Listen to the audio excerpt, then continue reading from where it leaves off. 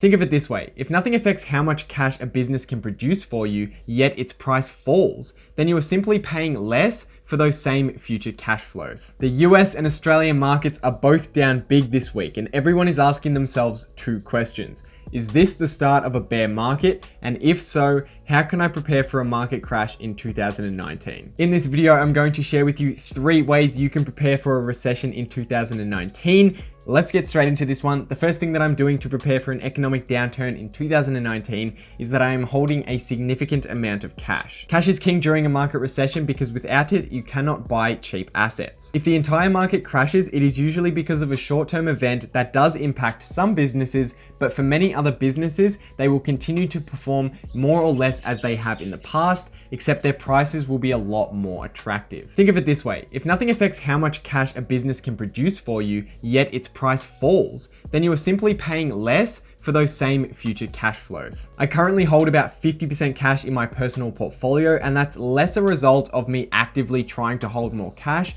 and more a result of my next point, which is to sell overvalued companies when optimism is high. Right before we have a recession or a market crash, people are seeing the massive returns from the past and extrapolating them into the future. This is the exact opposite of what I just spoke about. This is where the cash that a business can provide for you remains unchanged, yet the price that you're paying for those cash flows increases due to investor optimism. During the last few years of the economic cycle, we generally see the return that you can get from stocks go down because the prices have grown faster than the earnings growth of these companies. So earlier in the year, back in January, right before those 2 massive stock market corrections, I had a look at my businesses and calculated what return they could provide me at the current levels. And for many of them, they just couldn't reach my minimum requirement of a 15% return per year for the next 10 years at the current levels. So I sold those positions and held cash. One example was my Google position, which I sold for $1,080 per share back in January.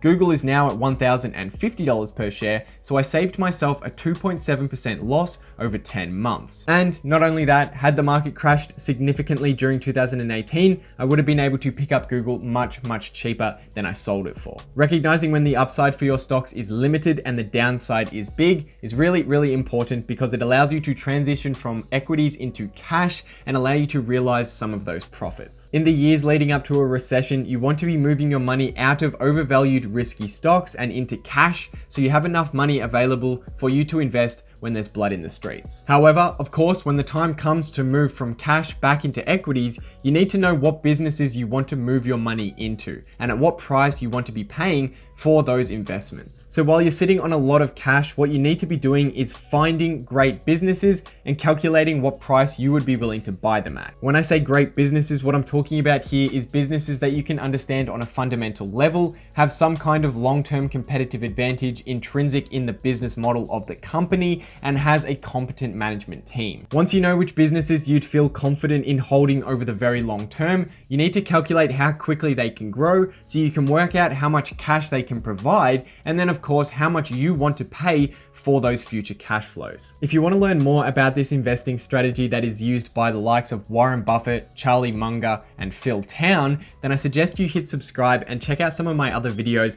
where I talk about this strategy in depth. So if I could just summarize my simple strategy for preparing for a crash, I would say that you need to value your current positions and get rid of and move out of equities and into cash in the positions that are overvalued and that do not offer you a great return at the current levels. Then what you need to do is find and shortlist great businesses and calculate what price you would be willing to pay for them so that when the prices fall, you can invest the money you've got on the sidelines into those companies at a cheap price. And if you get good at valuing companies and working out how much cash they can provide for you, you can make a significant amount of money in between when a stock is cheap at the bottom of a recession and when it becomes expensive and when you can sell it at the end of a bull run where we are right now. If this video helped you understand how to prepare for a recession, please share this with a friend so they know what to do when heading into 2019. Subscribe if you want to see regular stock market related content. But for now, guys, I hope you have a great day and I'll see you in the next one.